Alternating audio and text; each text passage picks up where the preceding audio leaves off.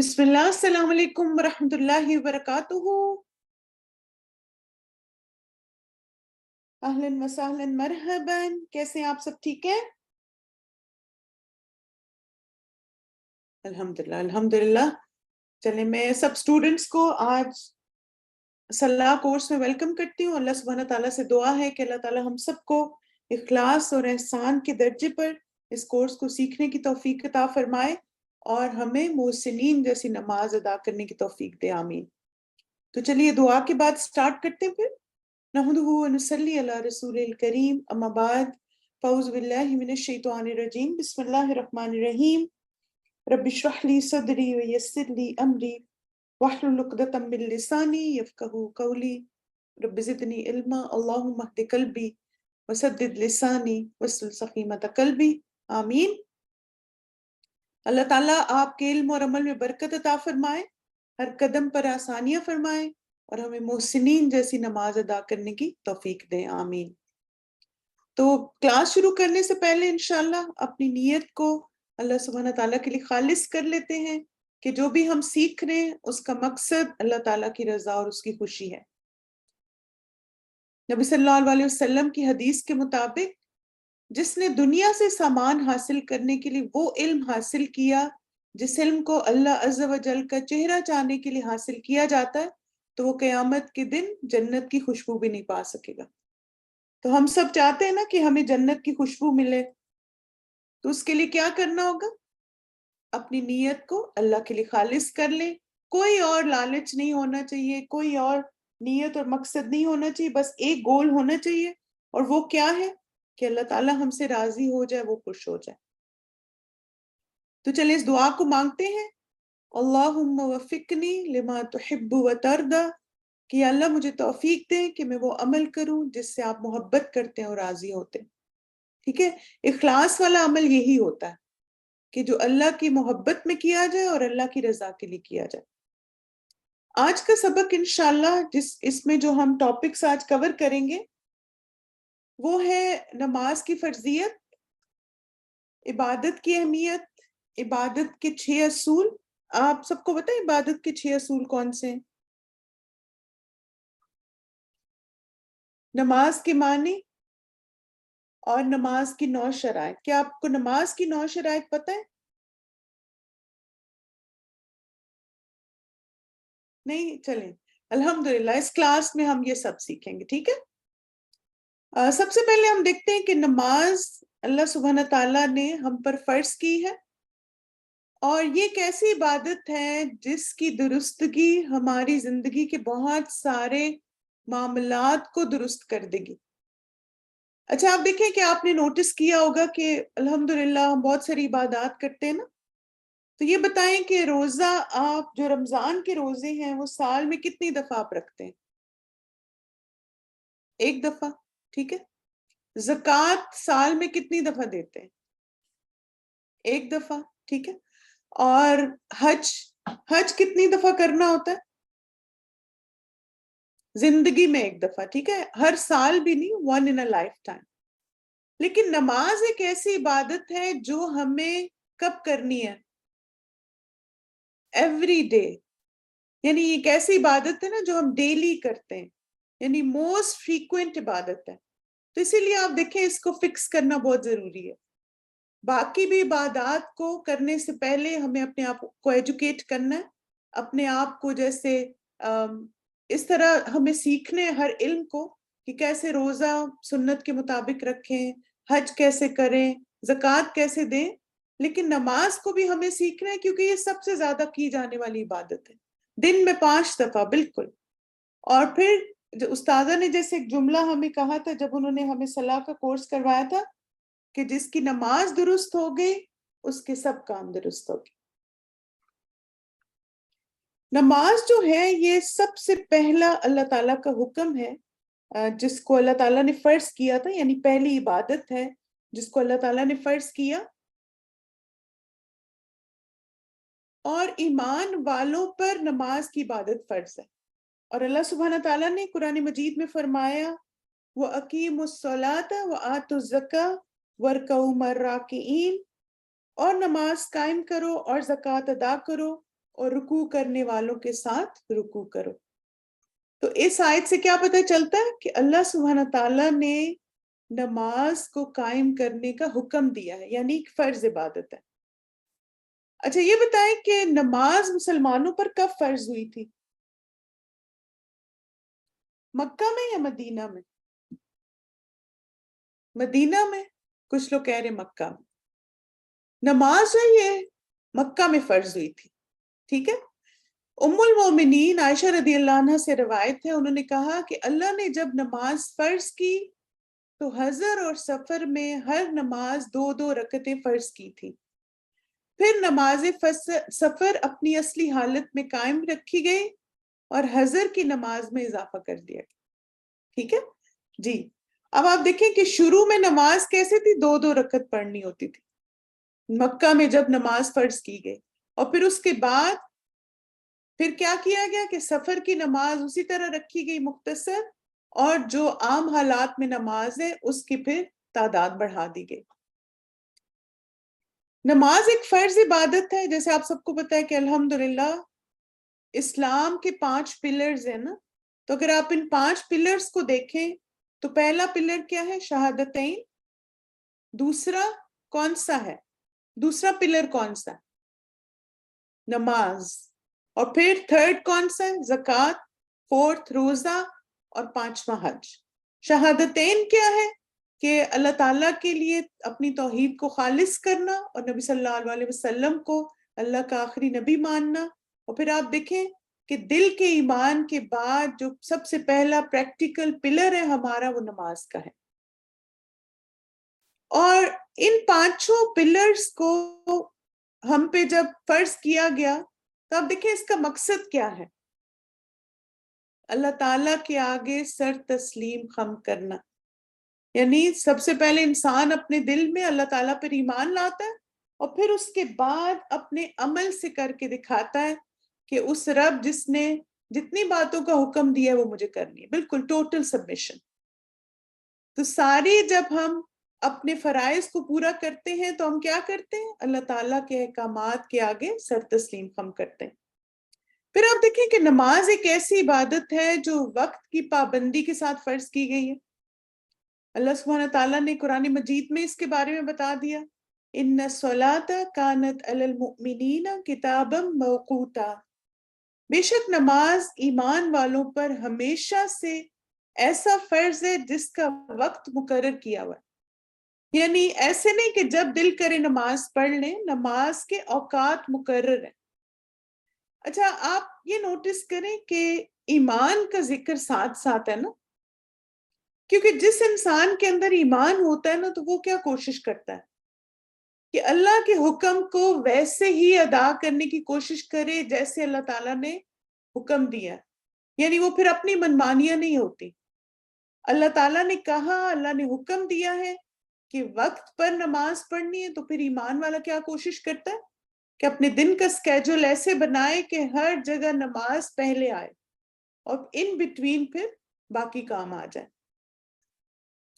پھر اسی طرح آپ دیکھیں جیسے آپ کو یہ بھی پتا ہے کہ 7ویں آسمان پہ، جیسے ابھی آپ سب نے بھی ذکر کیا تھا کہ نبی صلی اللہ علیہ وسلم جب معراج کے موقع پر گئے تھے تو آپ صلی اللہ علیہ وسلم کو نمازوں کا حکم دیا گیا تھا.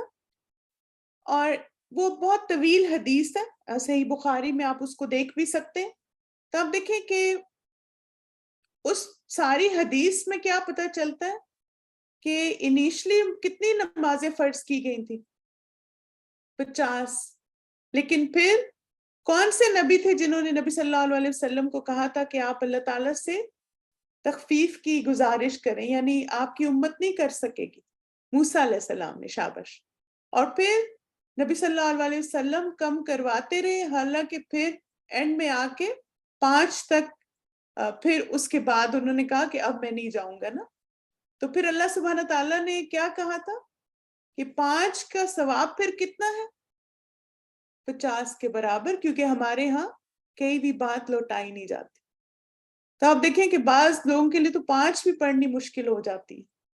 تو اس وقت یہ سوچا کریں کہ اللہ کی کتنی بڑی رحمت ہے، اور خاص طور پہ ہمارے پیارے نبی صلی اللہ علیہ وسلم کا کی بھی رحمت ہے کہ انہوں نے اللہ تعالیٰ سے درخواست کی اور ہمارے لیے اس عمل کو اور آسان کر دیا. بالکل.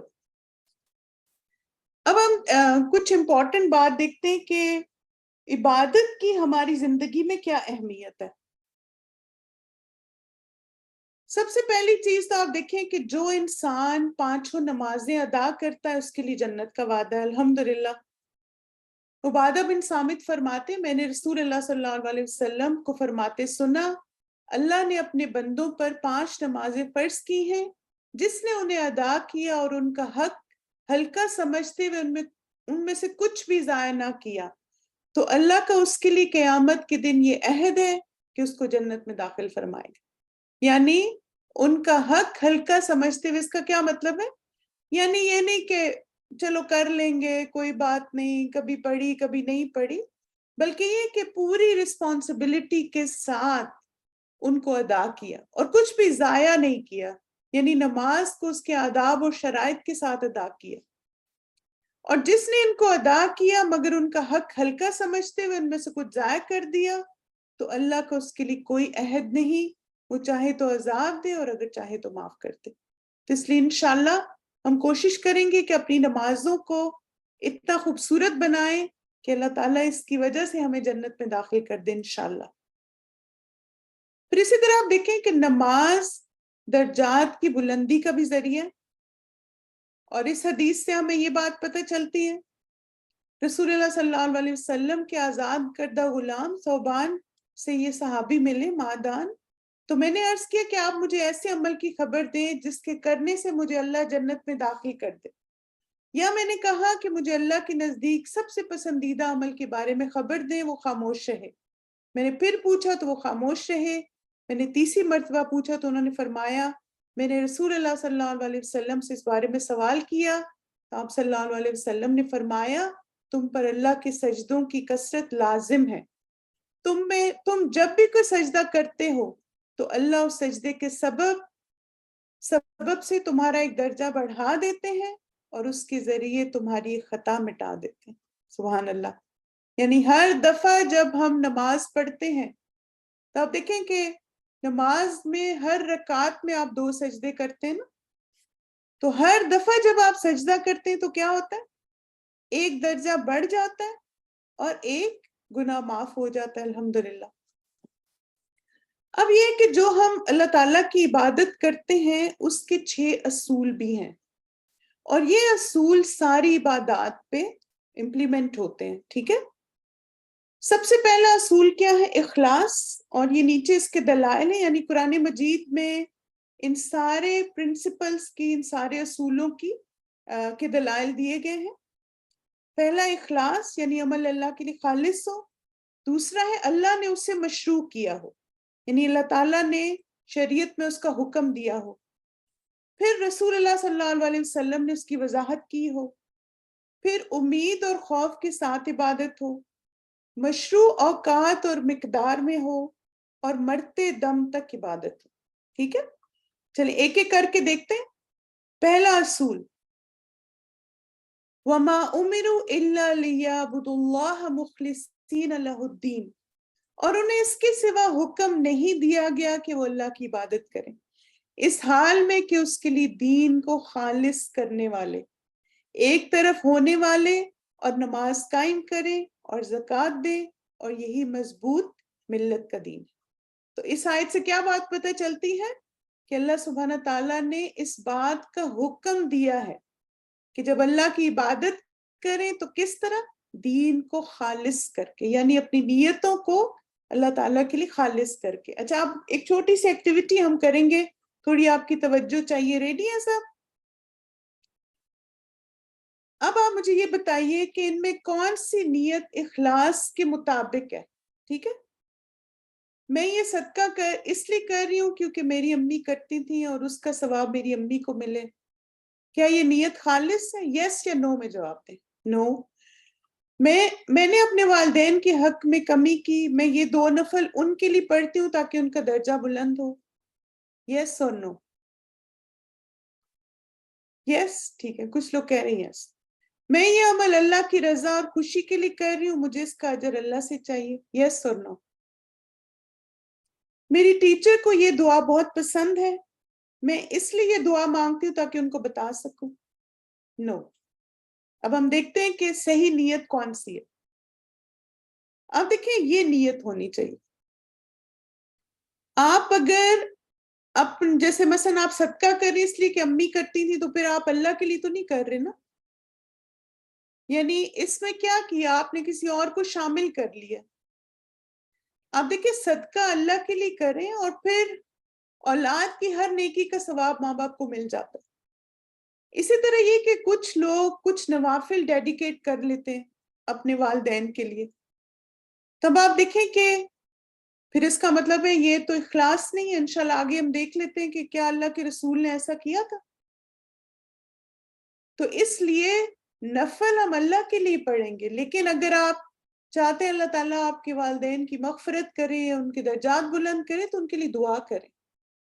پھر اسی طرح آپ دیکھیں کہ کسی کے پسند اور ناپسند کے لیے کام کرنا، کہ میری ٹیچر کو یہ چیز پسند ہے تو میں کرتی ہوں وہ خوش ہو جائے. جیسے بعض ہم کچھ نیکیاں کرتے ہیں نا گھر والوں کی خوشی کے لیے.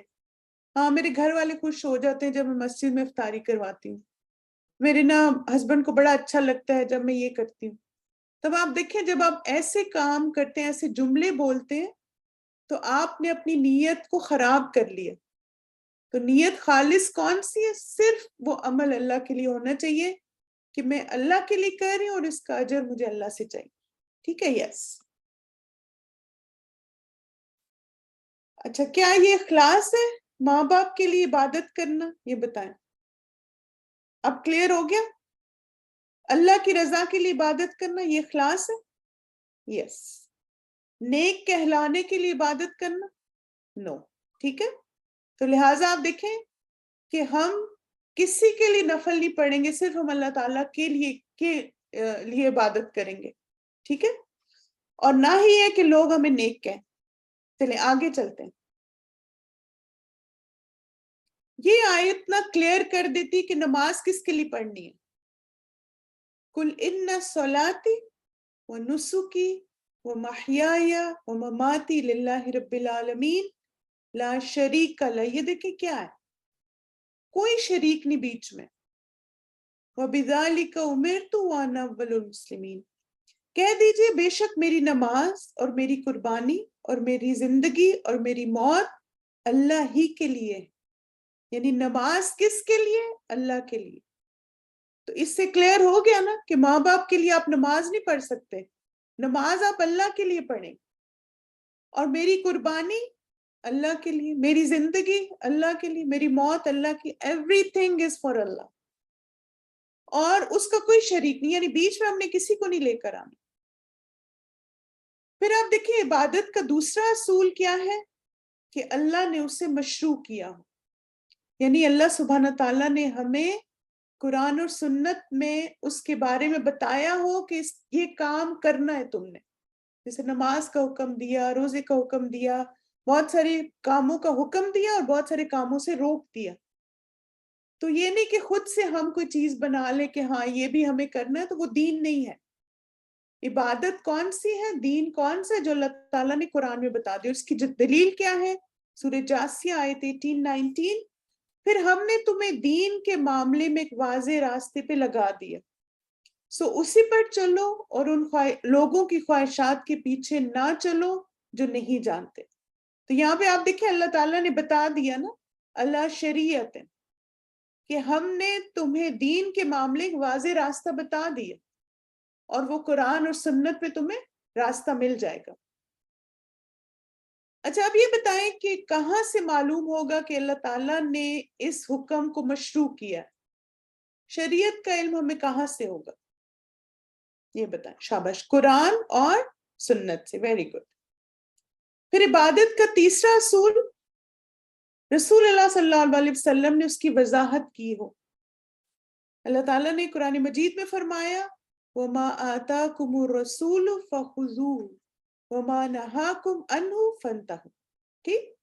اور رسول تمہیں جو کچھ دے تو وہ لے لو، اور جس سے تمہیں روک دے تو رک جاؤ، اور اللہ سے ڈرو، یقیناً اللہ بہت سخت سزا دینے والا.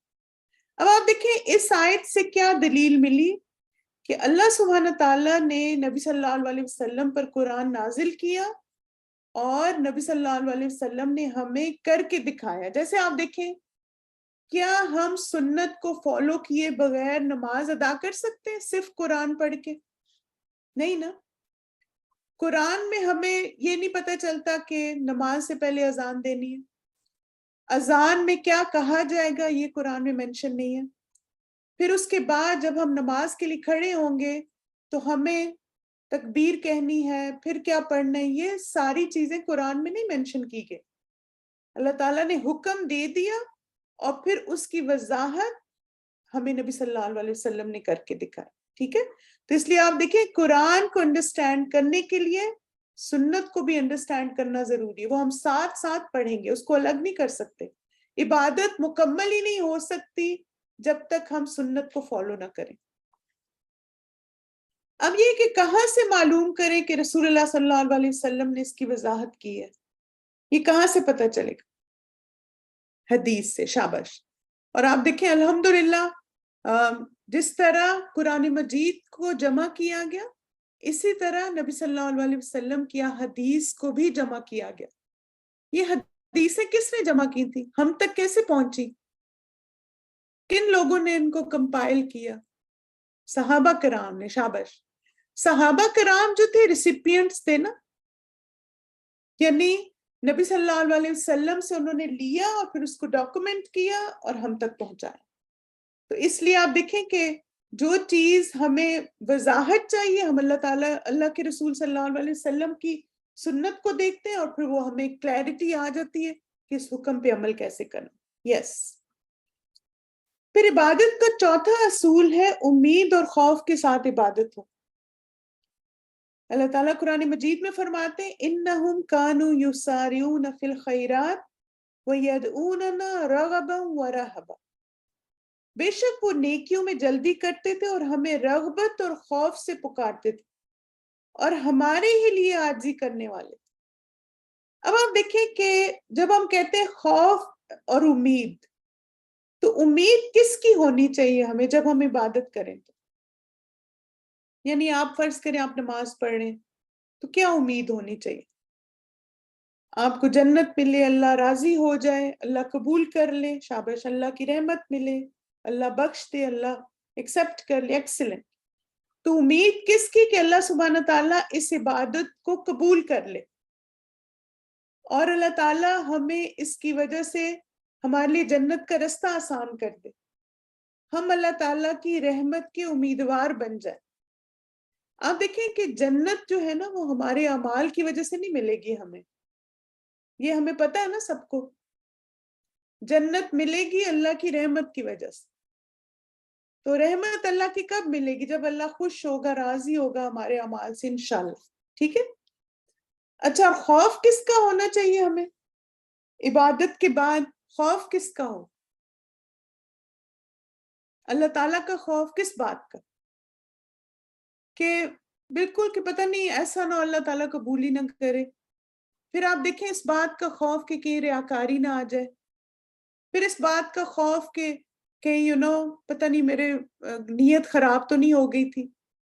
یعنی ایک ایمان والا جو ہوتا ہے نا وہ عمل کر کے بھی ایسے نہیں کہ بے خوف ہو جاتا, پھر اب میں نے کر لیا چلو, وہ شکر ادا کرتا ہے, ساتھ استغفار بھی کرتا ہے. جیسے آپ دیکھیں نا, آپ نماز پڑھ کے سلام پھیرتے ہیں تو کیا کرتے ہیں؟ استغفر اللہ استغفر اللہ استغفر اللہ. یعنی آپ اوور کانفیڈنٹ نہیں ہو جاتے, او میں نے نماز پڑھ لی, یہ نہیں. آپ استغفار کیوں کرتے ہیں؟ کہ میں نے نماز تو پڑھ لی, کہیں کمی کوتاہی یا رب رہ گی تو اس کو معاف کر دیں. یعنی ہم آپ دیکھیں ہر عبادت کے اینڈ میں ہم استغفار کیوں کرتے ہیں؟ کہ وی آر نیور سیٹسفائڈ, اور ہم کبھی بھی کانفیڈنٹ نہیں ہوتے یہ تو میں نے پرفیکٹلی کر لیا. آپ میں سے ماشاءاللہ کچھ لوگ ابھی حج کر کے آئے نا, تو حج کے بعد آپ نے کیا آپ کہہ سکتے ہیں بہت ہی زبردست حج میں نے کیا, مجھ سے اچھا کوئی حج کر ہی نہیں سکتا؟ نہیں نا. آپ کو بہت ساری ڈیفیشنسیز نظر آتی, بہت ساری آپ کو کمی نظر آتی, اور آپ کہتے ہیں اللہ پھر موقع دے تو میں اس سے بھی اچھا کرنے کی کوشش کروں گی. تو یہ خوف ہوتا ہے. سمجھ گئے خوف کا کیا مطلب ہے؟ کہ آپ کر بھی لیتے ہیں پھر بھی آپ کہتے ہیں نہیں اس سے اچھا کرنا چاہیے. آپ نماز پڑھتے ہیں اور پھر آپ کو لگتا ہے کہ آج مجھے لگتا ہے کہ تسبیح کم کی پڑھی نا میں نے, رکوع میں زیادہ تسبیحات پڑھنی چاہیے تھی, سجدہ لمبا کرنا چاہیے تھا, تشہد میں زیادہ دعائیں مانگنی چاہیے تھی. تو آپ مسلسل اپنے آپ کو چیک کرتے ہیں اور بہتر سے بہتر کرنے کی کوشش کرتے ہیں, اور یہ چیز ہمیں پروگریس کرتی بالکل. اور پھر آپ دیکھیں اسی طرح عبادت ہمارے اندر عاجزی لاتی. خوف کا مطلب ہے کہ ہم ہمبل ہو جاتے ہیں عبادت کے بعد نا, چاہے جتنی مرضی اچھی عبادت کریں نا, ہم اور زیادہ ہیوملٹی بڑھتی ہے ہمارے اندر, عاجزی اور انکساری بڑھتی ہے. پھر اس کے بعد آپ دیکھیں عبادت کا 5واں اصول ہے کہ مشروع اوقات اور مقدار میں ہو. ٹھیک ہے, یعنی اللہ تعالیٰ نے جن اوقات میں اس عبادت کو کرنے کا حکم دیا اس وقت میں ہی ہو. جیسے مثلا اللہ تعالیٰ نے سب عبادات کے بارے میں قرآن میں بتایا. 2 مثالیں دیکھتے ہیں. الحج اشہر معلومات, حج چند مہینے ہیں جو معلوم ہے. اچھا اب آپ دیکھیں کہ اگر کوئی کہے کہ میں نے تو نومبر دسمبر میں حج کرنا ہے, یا کوئی خود ہی سے کوئی مہینہ چوز کر لے کہ اس سال جو ہے نا وہ رجب آئے گا تو بڑا اچھا موسم ہوگا, میں اس وقت حج کر لوں. ہم کر سکتے ہیں کیا آپ رجب, شعبان یا کسی اور مہینے میں حج کر سکتے ہیں؟ نہیں. کیوں؟ کیونکہ اللہ تعالیٰ نے ہمیں مہینے بتا دیے کہ حج ذی الحج میں ہی ہوگا. پھر آپ دیکھیں اسی طرح نماز کے بارے میں بھی اللہ تعالیٰ نے بتا دیا کہ نماز کا وقت مقرر ہے. کیا ہم نماز کا ٹائم ٹیبل خود بنا سکتے ہیں کہ میں فجر اس وقت پڑھوں گی, ظہر اس وقت پڑھوں گی, عصر اس وقت پڑھوں گی؟ نہیں. کیوں؟ کیونکہ اللہ نے بتا دیا ہمیں, نبی صلی اللہ علیہ وسلم نے ساری نمازوں کی ٹائمنگز بتا دی. اور الحمدللہ ہمارے لیے کیا آسانی ہے کہ ہمارے پاس صلاح ٹائمنگز کے ایپس ہیں, اذان ہے, مسجدیں ہیں الحمدللہ جہاں ہمیں نمازوں کے اوقات کا پتہ چلتا. تو اس لیے کوئی بھی عبادت جس وقت چاہے نہیں کی جا سکتی بلکہ انہی اوقات میں کی جائے گی جو اللہ سبحانہ تعالیٰ نے ہمیں بتا دی. اب آپ دیکھیں یہ کہاں سے معلوم کریں گے کہ مشروع اوقات اور کتنی مقدار میں عبادت کرنی ہے؟ یعنی وقت کون سا ہے اور کوانٹٹی. شاباش, قرآن سے بھی پتہ چلے گا اور حدیث سے بھی پتہ چلے گا. حدیث میں زیادہ وضاحت مل جائے گی کیونکہ آپ دیکھیں کہ ٹائم کا بھی اور پھر کوانٹٹی بھی نا. یعنی آپ دیکھیں کہ مثلا آپ کے میں فجر کے وقت بڑی فریش ہوتی ہوں, میرا دل کرتا ہے میں 4 سنت 4 فرض پڑھوں. پڑھ سکتے ہیں آپ؟ نہیں. آپ کہتے ہیں ظہر کے وقت ہمیں بڑی تھکاوٹ ہو جاتی ہے تو میں سوچ رہی ہوں اب میں 2 فرض پڑھوں گی ظہر کی. کر سکتے ہیں؟ نہیں. کیوں؟ کیونکہ مقدار بتا دی گئی ہے. آپ کے میں نا ایسے کروں گی کہ اس سال نا 2 دفعہ حج کر لوں گی, میں 2 دفعہ حج کی نیت کر لوں گی. نہیں, سال میں ایک ہی حج ہوگا. آپ کہیں کہ میں نا رمضان اتنا مجھے پسند ہے تو اب سے نا میں 60 دن کے روزے رکھوں گی. رکھ سکتے ہیں؟ نہیں. ہمیں مقدار بتا دی گئی 29 یا 30 دن ہے رمضان کے, بس. تو یہ کلیئر ہو گیا نا آپ کو کہ عبادت کے اوقات بھی مشروع ہیں, شریعت سے پتہ چلتا ہے, اور کتنی کوانٹٹی ہے وہ بھی شریعت نے بتا دی. پھر آپ دیکھیں عبادت کا 6واں اصول ہے کہ مرتے دم تک عبادت ہو. یہ مجھے اتنی پیاری بات لگتی ہے. اللہ کا بہت احسان اور شکر ہے کہ ریٹائرمنٹ پلان بھی ہمارا موجود ہے. عبادت کرتے رہیں گے تو کبھی بوڑھے نہیں ہوں گے انشاءاللہ. اللہ سبحانہ تعالیٰ نے قرآن مجید میں جو یہ فرمایا نا وَاعْبُدْ رَبَّكَ حَتَّى يَأْتِيَكَ الْيَقِينُ, اور بلا شبہ یقیناً ہم جانتے ہیں کہ بے شک تمہارا سینہ اس سے تنگ ہوتا ہے جو وہ کہتے ہیں, بس اپنے رب کی حمد کے ساتھ تسبیح کرو اور سجدہ کرنے والوں میں سے ہو جاؤ اور اپنے رب کی عبادت کرو یہاں تک کہ تمہارے پاس یقین آ جائے, یعنی قیامت آ جائے, موت آ جائے. یعنی انسان کی قیامت اس کی موت کے ساتھ ہی شروع ہو جاتی ہے. تب آپ دیکھیں نماز کب تک پڑھنی ہے؟ جب تک آنکھیں بند نہیں ہو جاتی. روزے کب تک رکھنے ہیں؟ جب تک زندگی کا آخری دن نہیں آ جاتا. اسی طرح زکوٰۃ کب تک دینی ہے؟ اللہ تعالیٰ پر ایمان کب تک رکھنا ہے؟ ہمیں بتا دیا گیا کہ عبادت مرتے دم تک ہے. چلیں اب انشاءاللہ ہم تھوڑا سا نا ان ساری باتوں کو پریکٹس کرتے ہیں کہ ہم آئیڈینٹیفائی کر سکیں کہ عمل کب میرا ان عبادت کے اصولوں کے مطابق اور کب نہیں ہے. ٹھیک ہے. اب آپ دیکھیں جیسے آپ حج پہ جا رہے ہیں تو اخلاص کیا ہے کہ آپ حج کس کے لیے کر رہے ہیں؟ کہ لوگ آپ کو حاجی کہیں یہ بڑی نیک ہے ماشاءاللہ. نہیں، اللہ کے لیے آپ اللہ کی رضا کی خاطر حج کر رہے ہیں. ٹھیک.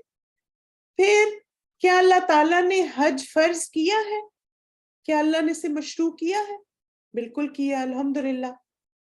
رسول اللہ صلی اللہ علیہ وسلم نے اس کی وضاحت کی ہے کہ حج کیسے کرنا ہے. بالکل کیا، انہوں نے خود بھی کیا. ٹھیک. امید اور خوف کے ساتھ ہے، یعنی جب ہم حج کرنے گئے تھے تو وہاں پہ عبادت بھی کی، اور جیسے ابھی ہم نے ڈسکس کیا کہ واپس آ کے پھر کہتے نہیں اگلی دفعہ اور اچھا کریں گے. پھر کیا ہم نے مشروع اوقات اور مقدار میں حج کیا؟ یعنی کیا 9 ذی الحج کو ہم یوم عرفہ پہ گئے تھے؟ کیا ہم نے پھر ایام تشریق میں جمرات گئے؟ یعنی ہم نے جو عبادت کے اوقات اور سارے مناسک تھے اس وقت میں کیے؟ یس. پھر مرتے دم تک کر سکتے ہیں، جب جب اللہ موقع دے گا انشاءاللہ تو بار بار حج کریں گے. ٹھیک. تب آپ دیکھیں یہ ہم نے سارا اپنے آپ کو چیک کر لیا الحمدللہ کہ حج اللہ کی خاطر ہے، اور پھر سارے کرائٹیریا پہ یہ اترا. چلیں اگلا دیکھتے ہیں. کیا یہ عبادت ہے کہ ہم دعا سے پہلے کریں یا علی مدد؟ کیا وہ دعا اللہ کی رضا کی خاطر ہوگی؟ نہیں.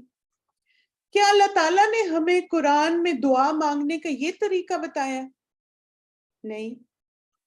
مثلا کچھ لوگ اس طرح بھی کہتے ہیں نا رسول اللہ کے صدقے، تو کیا اللہ نے ایسے بتایا؟ کیا رسول اللہ ایسے دعا مانگتے تھے؟ کیا صحابہ ایسے دعا مانگتے تھے؟ نہیں. اللہ تعالیٰ نے قرآن میں ربی ربنا بتایا ہمیں اس طرح دعائیں مانگو. نبی صلی اللہ علیہ وسلم اللہم اور ربی سے دعا شروع کرتے تھے. تو یہ کہاں سے آ گیا؟ صحابہ کرام بھی اسی طرح دعائیں مانگتے تھے. ہم کوئی ایکسٹرا ورڈ ایڈ نہیں کریں گے. پھر امید اور خوف کے ساتھ یہ اس کیٹیگری میں بھی نہیں آ رہا کیونکہ آپ تو کسی انسان کو پکار رہے ہیں. پھر آپ دیکھیں مشروع اوقات اور مقدار، اس میں بھی نہیں آ رہا. مرتے دم تک اس میں بھی نہیں آ رہا کیونکہ شرک ہے، پھر ہم نے کسی انسان کو ایڈ کر لیا. تو لہٰذا یہ عمل عبادت کی کیٹیگری میں نہیں آتا. ٹھیک ہے. چلیں اب ایک اور دیکھتے ہیں. مثلا آپ نے دیکھا ہوگا کچھ لوگ نظر بد سے بچنے کے لیے یہ چیز ہینگ کرتے ہیں نا اپنے گھر میں. کیا اس کا مطلب ہے یہ اللہ کی خاطر کر رہے ہیں آپ جو ہینگ کر رہے ہیں؟ یا آپ اپنی گاڑی کے پیچھے کالا دھاگا باندھ لیں، یا آپ مثلا گھر کے باہر ماشاء اللہ لکھ کے لگا دیں؟ نہیں، وہ اللہ کی خاطر نہیں، وہ خوف ہے لوگوں کا جس کی وجہ سے آپ ایسا کرتے ہیں. پھر آپ دیکھیں کیا اللہ نے ہمیں ایسا کرنے کا حکم دیا؟ اپنے آپ سے سوال کیا کریں نا. یہ جو میں نے لٹکا دیا ہے لوہے قلم، وہ لوہے پتہ نہیں کون سے قرآنی، یا مثلا کچھ آیات لکھ کے لگا دی ہیں، یا کوئی خاص پتھر لا کے رکھ دیا ہے، کیا اللہ تعالیٰ نے شریعت میں ہمیں اس کا حکم دیا ہے؟ کیا رسول اللہ صلی اللہ علیہ وسلم نے ایسا کچھ کر کے دکھایا؟ تو آپ دیکھیں کہ کتنا اچھا ہے نا، عبادت کے اصول پتہ چلتے ہیں تو کتنی آپ کو کلیئرٹی آ جاتی ہے ہر چیز میں. پھر آپ دیکھیں کہ تعویذ ہیں، جیسے مثلا آپ نے چلے تعویذ پہن لیا، آپ کہتے ہیں اللہ کی خاطر پہن لیا، اس کے اندر قرآنی آیات لکھی ہوئی ہیں. ٹھیک. بعض لوگ یہ کہتے ہیں کیا اللہ تعالیٰ نے ہمیں ایسا کرنے کا حکم دیا ہے قرآن میں کہ جب تم بیمار ہو تو تعویذ پہن لو؟ کیا رسول اللہ صلی اللہ علیہ وسلم نے ایسا کیا؟ اور آپ دیکھیں اکثر یہ کیا ہوتا ہے کہ خوف ہمارے اندر کسی اور چیز کا ہوتا ہے جس کی وجہ سے ہم یہ تعویذ پہن لیتے ہیں. تو کتنا کلیئر ہو گیا نا آپ کو کہ ایک عمل عبادت ہے، یعنی لوگ سمجھتے ہیں یہ عبادت ہے لیکن وہ عبادت نہیں ہے. پھر آپ دیکھیں اسی طرح کسی نے کہا کہ اگر آپ یا جبار 1000 دفعہ عشاء کے بعد پڑھ لیں تو آپ کے سارے مسائل حل ہو جائیں گے. کیا اللہ تعالیٰ نے ہمیں ایسا کرنے کا حکم دیا کہ 1000 دفعہ پڑھیں, 1,00,000 دفعہ پڑھ لیں کچھ؟ کیا رسول اللہ صلی اللہ علیہ وسلم نے ہمیں ایسا کرنے کا حکم دیا؟ کوئی کوانٹٹی نہیں. پھر آپ دیکھیں کہ یہ اوقات اور مقدار ہمیں کسی نے بتائی کہ عشاء کے بعد 1000 دفعہ یا جب بار پڑھیں؟ نہیں نا. تو یہ کلیئر ہو گیا. آپ جیسے آپ دیکھیں کچھ لوگ کہتے ہیں آپ آج سب آ جائیں 1,00,000 دفعہ مل کے یہ پڑھیں گے, اتنی دفعہ 1000 دفعہ یہ اللہ کا نام پڑھنا ہے. جب آپ یہ کرائٹیریا عبادت کا سامنے رکھیں گے آپ کو ہر چیز کلیئر ہو جائے گی. بالکل. اچھا پھر اب آپ دیکھیں نماز ہے, اس میں آپ قیام کر رہے ہیں, رکوع کر رہے ہیں, سجدہ کر رہے ہیں, تشہد میں بیٹھے ہیں, ٹھیک. نماز آپ اللہ کی رضا کے لیے پڑھ رہے ہیں. کیا اللہ تعالیٰ نے نماز کو پڑھنے کا حکم دیا؟ بالکل دیا. کیا اللہ کے رسول صلی اللہ علیہ وسلم نے نماز پڑھی, پڑھ کے دکھائی؟ بالکل. امید اور خوف کے ساتھ. پھر کیا نماز کے مشروع اوقات اور مقدار ہمیں پتہ ہے؟ الحمدللہ پتہ ہے. اور یہ بھی پتہ ہے کہ مرتے دم تک کرنی.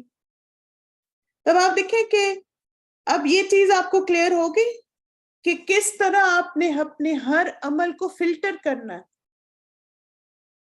یہ میں آپ کو ایک اور مثال دیتی ہوں کہ ابھی ایک ہماری اسٹوڈنٹ حج کرنے گئی تو انہوں نے کہا کہ الحمدللہ باجی حج ہو گیا خیر سے. اور پھر گھر جیسے انہوں نے فیملی کو کال کیا نا مبارک دینے کے لیے, بتانے کے لیے حج ہو گیا, تو کسی نے ان کو کہا تم نے تو قربانی ہی نہیں کی. تو انہوں نے کہا نہیں ہم نے حج پہ قربانی کی ہے نا. انہوں نے کہا نہیں وہ دوسری عید الاضحیٰ والی قربانی بھی کرنی تھی. اب وہ کہتے ہیں کہ میں کنفیوز ہو گئی اور میرے ہسبینڈ بھی کنفیوز ہو گئے. تو میں نے ان کو یہی ٹپ دی تھی. میں نے ان سے کہا, میں نے کہا دیکھیں کہ جب بھی آپ کو کوئی کنفیوز کرے نا تو آپ دیکھیں کہ اللہ کے رسول نے حج کیسے کیا تھا. کیا نبی صلی اللہ علیہ وسلم نے حج کے دوران قربانی کی تھی؟ بالکل کی تھی. یعنی اپنے ہاتھوں سے 100 اونٹ ذبح کیے. اب آپ دیکھیں اس وقت کچھ فیملی ان کی مدینہ میں بھی تھی نا, کیا انہوں نے کہا تھا کسی کو کہ وہاں بھی قربانی کر دیں؟ ایسی کوئی روایت کوئی بات نہیں ملتی نا. ویسے آپ دیکھیں کہ اگر آپ دیکھیں تو ٹھیک ہے قربانی جو عید پہ کی جاتی ہے وہ تو قرب الہی کے لیے کی جاتی ہے. اگر کوئی کرنا چاہے تو کر سکتا ہے, آپشن ہے اس کے پاس. لیکن آپ دیکھیں کہ حج حاجیوں کے لیے وہ پھر مینڈیٹری نہیں ہے, وہ ان کے لیے پھر آپشن ہی رہے گا. یعنی وہ سنت ہے, اگر وہ کر لیتے تو ٹھیک ہے, نہیں تو ان کا حج ہو جائے. تب آپ دیکھیں نا آپ کی زندگی کتنی آسان ہو جاتی ہے کہ جب آپ کو یہ پتہ چل جاتا ہے اور آپ فوراً سنت کو دیکھتے ہیں کہ اللہ کے رسول نے کس طرح کیا, کیسے کر کے دکھایا, ساری کنفیوژن دور ہو جاتی. تو چلیے الحمدللہ ہم نماز کا معنی دیکھ لیتے ہیں.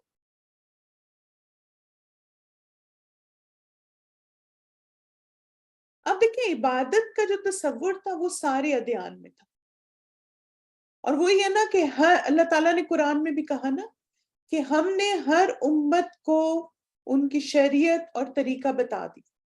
یعنی عبادت کا تصور ہر نبی کو دیا گیا, یعنی ہر نبی کو بتایا گیا انہوں نے عبادت کرنی, لیکن طریقہ سب کا مختلف تھا. ٹھیک ہے. نماز کے معنی کیا ہے؟ نماز کے لنگوسٹک میننگ یا ڈکشنری میں جو میننگ آتا ہے نماز کا وہ ہے الدعا, دعا کرنا. اور جیسے قرآن مجید میں بھی اس کا ایک دلیل آتی ہے وَصَلِّ عَلَيْهِمْ إِنَّ صَلَاتَكَ سَكُنٌ لَهُمْ, اور ان کے لیے دعا کرو بے شک تمہاری دعا ان کے لیے باعث سکون ہے, یعنی ان کے لیے دعا کیجیے. پھر آپ دیکھیں کہ اصطلاحی یا امپلیمنٹڈ میننگ کیا ہے الصلاۃ کا. نماز قولی اور فعلی عبادت ہے جو تکبیر اللہ اکبر کے ساتھ شروع کی جاتی ہے اور تسلیم السلام علیکم ورحمۃ اللہ کے ساتھ ختم کی جاتی. ٹھیک ہے. تو یہ نماز کا امپلیمنٹڈ میننگ ہے, یعنی نماز آپ کریں گے کیسے اس کو, پریکٹیکلی کیا مطلب ہے نماز کا, تو وہ یہ مطلب ہے, ٹھیک ہے, جو ہم انشاءاللہ اس کلاس میں سیکھیں گے. اب دیکھیں نماز کیا ہے. نماز میں 3 چیزیں ہیں.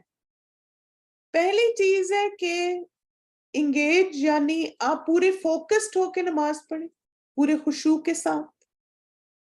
پھر دوسرا ہے کہ آپ کنیکٹ کریں نماز میں. کس کے ساتھ آپ نے کنیکٹ کرنا ہے نماز میں, کہ کون کون مجھے دیکھ رہا ہے اس وقت نماز پڑھتے ہوئے, نہیں, اللہ تعالیٰ کے ساتھ کنیکٹ کرنا ہے.